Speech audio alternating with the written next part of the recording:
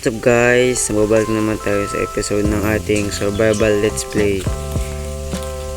Kung nakita nyo naman, magamit ko ito na lang kasi kung napanood nyo yung hindi previous pala, yung in-upload ko sa YouTube Shorts, yan, namatay ako sa Pillager Outpost. I-explore kasi ako, bakit ba? Pero ngayon mag-explore ulit tayo kasi gusto ko lang.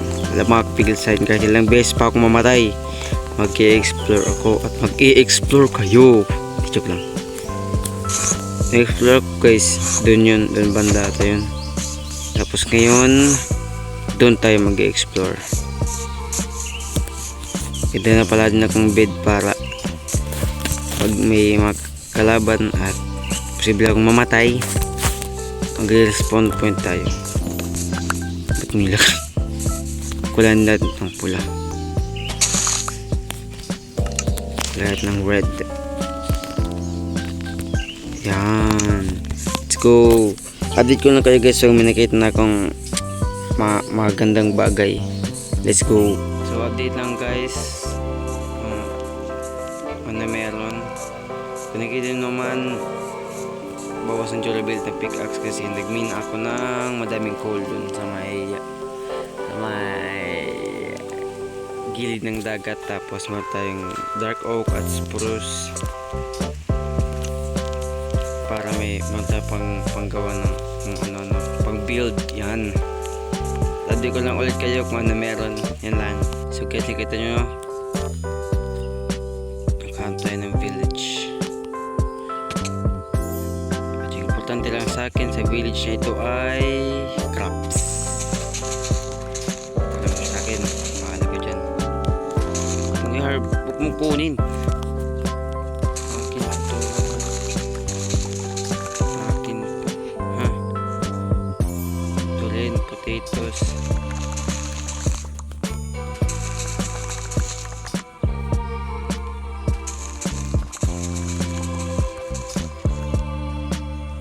Pa meron dito guys, ito hay, pagkain.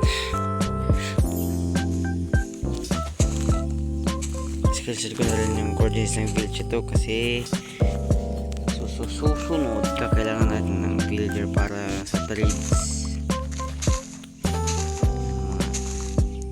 Enchanted books, yan, na mending, ganun.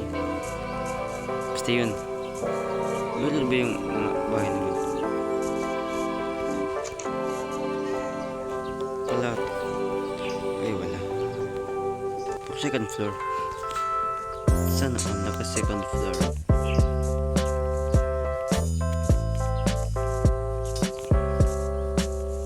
Liit naman ang village. Liit. Pahi. Yun lang. Puntilo.